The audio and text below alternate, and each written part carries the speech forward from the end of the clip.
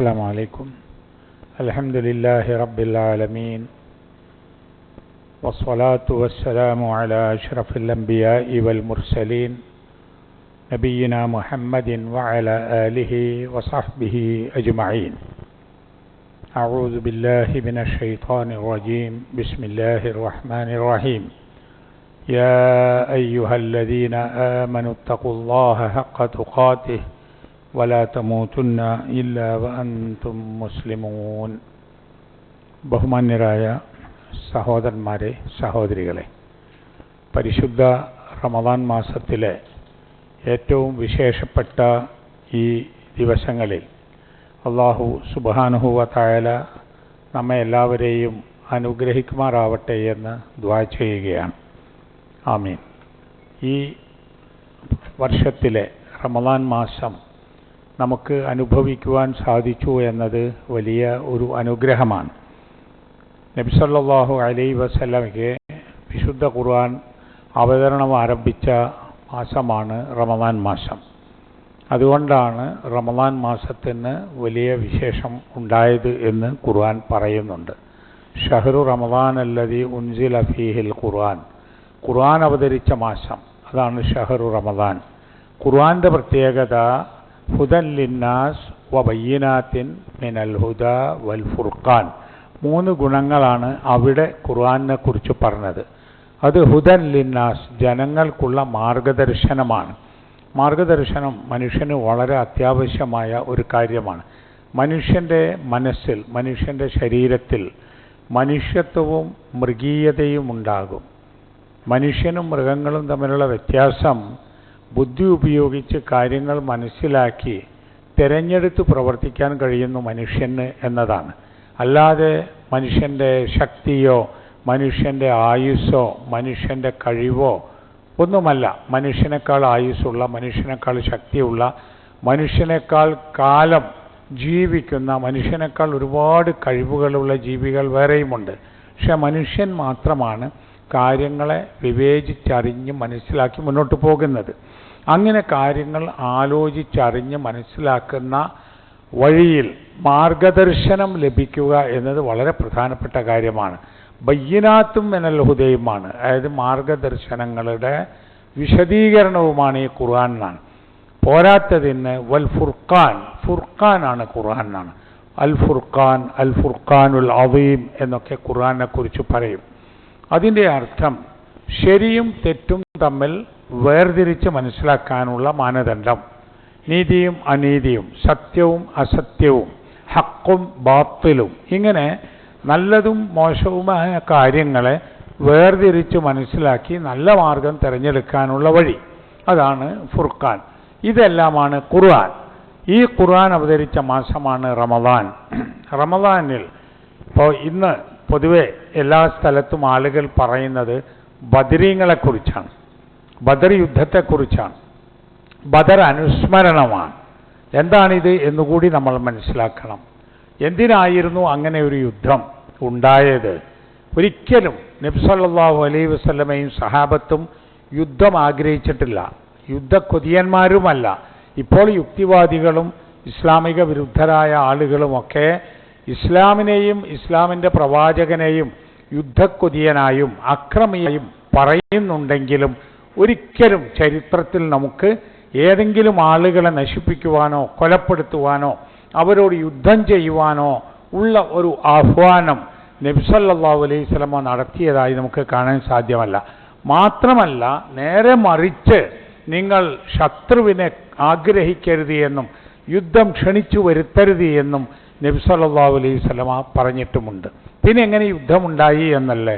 യുദ്ധമുണ്ടായത് നബി സല്ലല്ലാഹു അലൈഹി വസല്ലമ വളരെ ശാന്തനായി, സൽസ്വഭാവിയായി, വിശ്വസ്തനായി മക്കയിൽ ജീവിച്ചു വരുന്ന കാലം, യാതൊരു തർക്കവുമില്ലാത്ത വിധം മുഹമ്മദ് വിശ്വസ്തനാണ്, അല്ലമീനാണ്, മുഹമ്മദ് നല്ലവനാണ്, മാന്യനാണ് എന്നൊക്കെ അവർ പറഞ്ഞിരുന്ന കാലത്താണ് മുഹമ്മദിനെ അല്ലാഹു തആല റസൂലായി നിശ്ചയിക്കുന്നത്.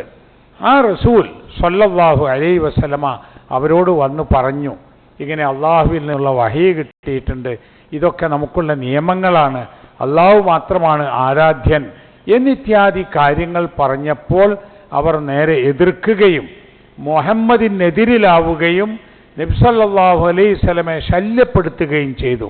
വീട്ടിൽ ജീവിക്കാൻ പൊറുതി നൽകിയില്ല. കഅബാലയത്തിൻ്റെ അടുത്ത് പോയി തവാഫ് ചെയ്യുമ്പോഴും നമസ്കരിക്കുമ്പോഴും അവർ ഉപദ്രവിച്ചു. ചീഞ്ഞളിഞ്ഞ ഒട്ടകത്തിൻ്റെ കുടൽമാലകൾ ശരീരത്തിൽ കൊണ്ടുപോയി ചാർത്തി. അവസാനം നാട് വിടാൻ അല്ലാഹു തആല അനുവാദം നൽകി. അങ്ങനെയാണ് ഹിജ്റയുണ്ടാകുന്നത്. സ്വത്തുക്കളും കുടുംബക്കാരും അതുപോലെ വീടും പുരയിടവും ഒക്കെ മക്കയിൽ ഉപേക്ഷിച്ചാണ് നബി സല്ലല്ലാഹു അലൈഹി വസല്ലമയും സഹാബത്തും മദീനയിലേക്ക് പോകേണ്ടി വന്നത്. അങ്ങനെ പോയ ശേഷവും മക്കയിലുണ്ടായിരുന്ന മുശ്രിക്കുകൾ നബി സല്ലല്ലാഹു അലൈഹി വസല്ലമയെ ഉപദ്രവിക്കുവാൻ പല പദ്ധതികളും തയ്യാറാക്കി.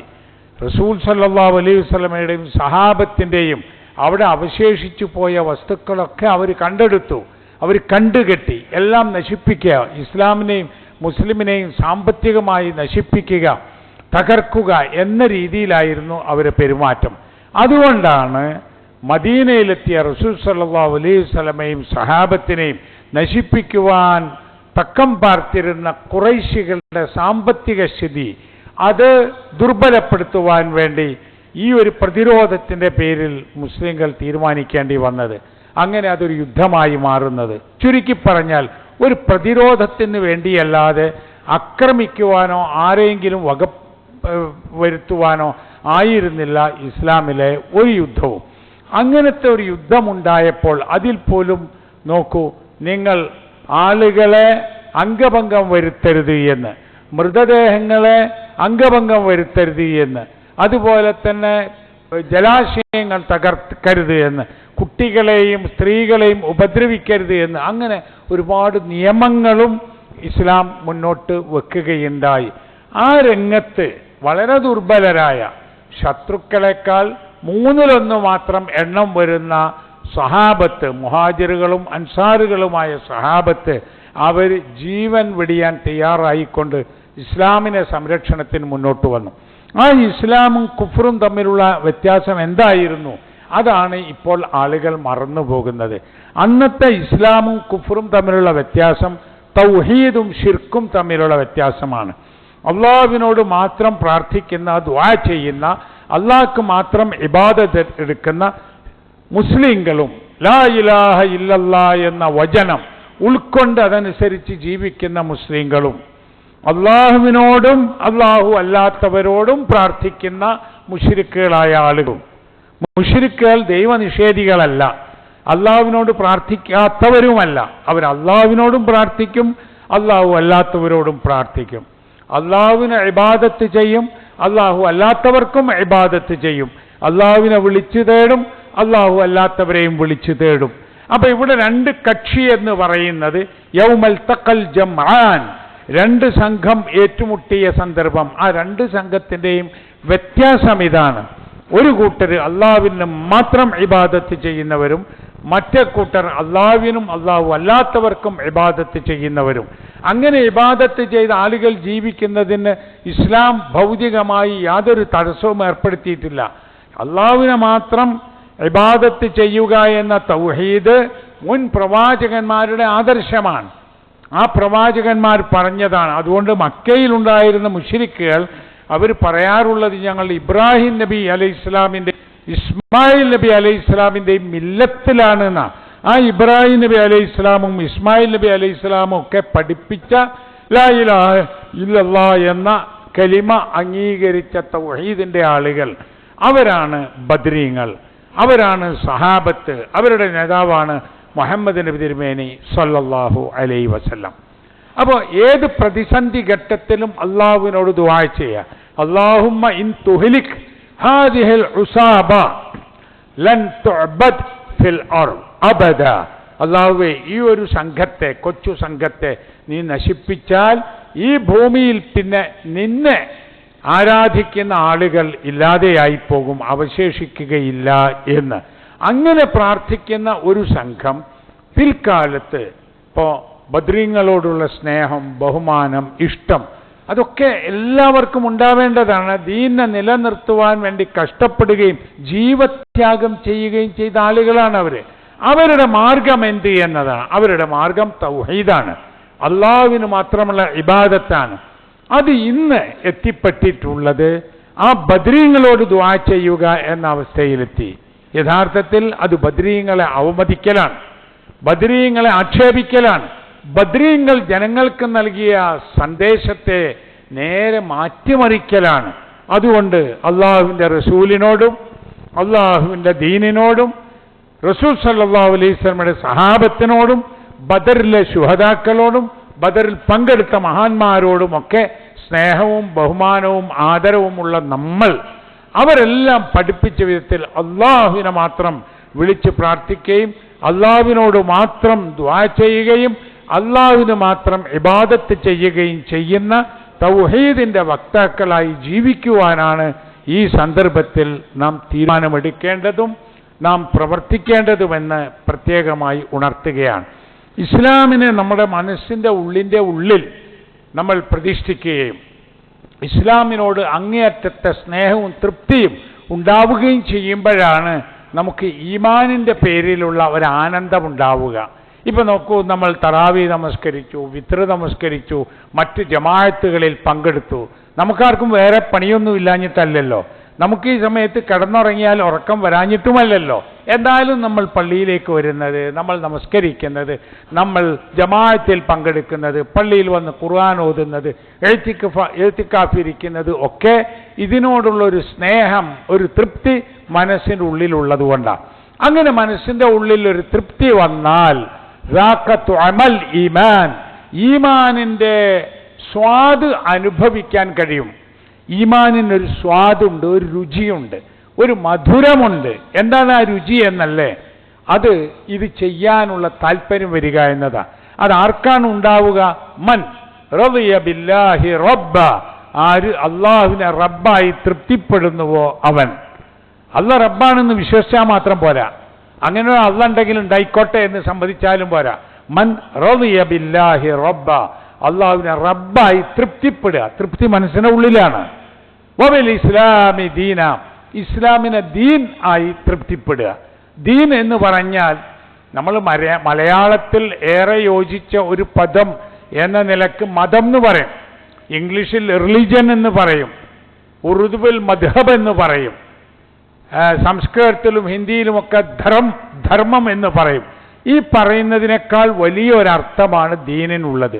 ദീനിന്റെ ഒരു വിശദീകരണം പറയുകയാണെങ്കിൽ, ഒരാൾ അയാളുടെ ജീവിതത്തിൽ കൊണ്ടു നടക്കുന്ന നിയമങ്ങളും ചട്ടങ്ങളും ജീവിതചര്യയും എന്താണോ അതാണ് ദീന്.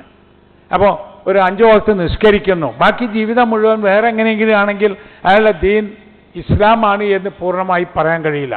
അപ്പൊ ജീവിതത്തിന്റെ നിയമം, ജീവിതത്തെ നിയന്ത്രിക്കുന്നത് അതെന്താ? വബിൽ ഇസ്ലാമി ദീന, ഇസ്ലാമായി തൃപ്തിപ്പെടണം. തൃപ്തിപ്പെടണമെങ്കിൽ ഇസ്ലാമിനെ പഠിക്കണം, മനസ്സിലാക്കണം. എന്നിട്ട് ഇസ്ലാമിൻ്റെ ഓരോ കാര്യവും അതാണ് നല്ലത് എന്ന് നമുക്ക് ഉറപ്പുവരണം. അതുപോലെ വബി മുഹമ്മദിൻ നബിയ, മുഹമ്മദിനെ സല്ലല്ലാഹു അലൈഹി വസല്ലമയെ നബിയായി തൃപ്തിപ്പെടണം. അങ്ങനെ തൃപ്തിപ്പെടാൻ നമുക്ക് കഴിയുമോ? കഴിയണമെങ്കിൽ നമ്മൾ അറിയണം. അറിയാതിരുന്നാലുള്ള പ്രശ്നം എന്താണെന്ന് അറിയാം. ഇപ്പം പ്രത്യേകിച്ചും വമ്പിച്ച വിമർശനങ്ങളാണ്. എല്ലാവരും യുക്തിവാദികളും ദൈവനിഷേധികളും സ്വതന്ത്ര ചിന്തകരും ലിബറലിസ്റ്റുകളും ഫാസിസ്റ്റുകളും ഒക്കെ ഇസ്ലാമിനെയാണ് എതിർക്കുന്നത്. നിങ്ങൾ നോക്കൂ, എക്സ് മുസ്ലിങ്ങൾ എന്നിട്ടൊരു കൂട്ടരുണ്ട്. ഇപ്പോൾ യുക്തിവാദി ആയിപ്പോയ മുസ്ലിം കുടുംബത്തിൽ പിറന്ന ആളുകൾ. എന്നാൽ എക്സ് ഹിന്ദുക്കൾ എന്ന് പറയുന്നവരില്ലാത്തത് എന്താ? എക്സ് ക്രിസ്ത്യാനികൾ എന്ന് പറയുന്ന അതിൽ നിന്നൊക്കെ വന്ന യുക്തിവാദികളാണ് അധികമുള്ളത്. ഹിന്ദു മതത്തിൽ നിന്നും ക്രിസ്തു മതത്തിൽ നിന്നും മറ്റും വന്ന യുക്തിവാദികളാണ് അധികമുള്ളത്. പക്ഷെ അവർ എക്സ് കൂട്ടി പറയാത്തത് അവർക്ക് അവരുടെ ദീനിനെ കുറിച്ച് പ്രത്യേകിച്ചൊന്നും ഇല്ല, അറിവുമില്ല, ആവശ്യവുമില്ല. പക്ഷെ ഇസ്ലാം അങ്ങനെയല്ല. ഇസ്ലാം ആളുകൾ അനുഷ്ഠിക്കുന്ന ഒരു മതമാണ്. ഇസ്ലാം ആളുകൾക്ക് തൃപ്തി വരുന്നൊരു മതമാണ്. ഇസ്ലാമിലെ ഏത് നിയമം വിമർശിച്ചാലും മുസ്ലിം പണ്ഡിതന്മാർക്ക് അതിന് മറുപടി പറയാൻ കഴിയും. ഇപ്പൊ കുടുംബജീവിതം, ഇസ്ലാം നൽകിയതിനേക്കാൾ നല്ല ഒരു കുടുംബ വ്യവസ്ഥ അവർക്ക് നൽകാൻ കഴിയുമോ? സാമ്പത്തിക നിയമങ്ങൾ, ഇസ്ലാം നൽകിയിട്ടുള്ള അവതരിപ്പിച്ച സാമ്പത്തിക നിയമങ്ങളെക്കാൾ നല്ല ഒരു സാമ്പത്തിക നിയമം ഇവർക്ക് കാണിച്ചു കൊടുക്കാൻ കഴിയുമോ? ഒന്നുമില്ലല്ലോ. ഇപ്പം മനുഷ്യരുടെ ജീവിതത്തിൻ്റെ എല്ലാ വശങ്ങളും സ്പർശിക്കുന്ന എല്ലാവർക്കും നന്മ നൽകുന്ന, നിലനിൽക്കാൻ അർഹതയുള്ള ഒരു ദീനാണിത് എന്നതുകൊണ്ടാണ് എല്ലാവരും ഇതിന് പിന്നാലെ കൂടുന്നത്. അവിടെ നാം എന്ത് ചെയ്യണം? നമ്മൾ ഉറച്ചു നിൽക്കണം. ഇസ്ലാം പഴഞ്ചനല്ലേ? പഴഞ്ചനാണ്. പഴഞ്ചൻ നല്ലതാണ്. മുഹമ്മദ് നബിയും ഖലീഫമാരും 6-ാം നൂറ്റാണ്ടിൽ കൊണ്ടുവന്ന അതിലേക്കാണോ നിങ്ങൾ വിളിക്കുന്നത്? അതെ, അതിലേക്കാണ് നമ്മൾ വിളിക്കുന്നത്. ഇപ്പോൾ നിങ്ങൾ വിളിക്കുന്ന ഇതിനേക്കാളൊക്കെ മെച്ചമാണത്. നിങ്ങൾ പഠിപ്പിക്കുന്ന നിയമങ്ങളെക്കാളൊക്കെ മെച്ചമാണ് 6-ാം നൂറ്റാണ്ടിൽ നബിയും സഹാബത്തും കാണിച്ചു തന്നത് എന്ന് ധൈര്യപൂർവ്വം പറയാൻ നമുക്ക് കഴിയുമ്പോഴാണ് നമുക്ക് മൻ റളിയ ബില്ലാഹി റിളാ, തൃപ്തി നമുക്ക് ഉണ്ടായിത്തീരുക എന്നുകൂടി നാം അറിയണം. നമ്മൾ നല്ല ഈമാനുള്ളവരാവണം. പ്രത്യേകിച്ച് ഇസ്ലാമും മുസ്ലിങ്ങളും ഏറെ എതിർപ്പുകളും പീഡനങ്ങളും അനുഭവിക്കുന്ന ഇക്കാലം നമ്മുടെ രാജ്യത്തും വിദേശ രാജ്യങ്ങളിലുമൊക്കെ മുസ്ലിങ്ങൾക്കും ഇസ്ലാമിനും പ്രശ്നങ്ങളുണ്ട്. ഇന്നപ്പോൾ വീണ്ടും പലസ്തീനിൽ ഇസ്രയേൽ ബോംബിട്ടിരിക്കുകയാണ്. 200ഓളം ആളുകളെ കൊന്നിരിക്കുകയാണ്. വെടിനിർത്തൽ എന്ന അന്താരാഷ്ട്ര കരാറും നിയമങ്ങളും ലംഘിച്ചുകൊണ്ട് അക്രമം തുടരുകയാണ്. അല്ലാഹു സുബ്ഹാനഹു വ തആല സഹോദരങ്ങൾക്ക് വിജയം നൽകി അനുഗ്രഹിക്കുമാറാവട്ടെ. അവിടെയും ലോകത്തിൻ്റെ എല്ലാ ഭാഗങ്ങളിലും നമ്മുടെ നാട്ടിലും ഇസ്ലാമും മുസ്ലിം സമൂഹവും അനുഭവിക്കുന്ന പീഡനങ്ങളും പ്രയാസങ്ങളും തരണം ചെയ്യാനുള്ള ഈമാനും കരുത്തും നൽകി അല്ലാഹു സുബ്ഹാനഹു വ തആല ഈ സമൂഹത്തെ അനുഗ്രഹിക്കുമാറാവട്ടെ.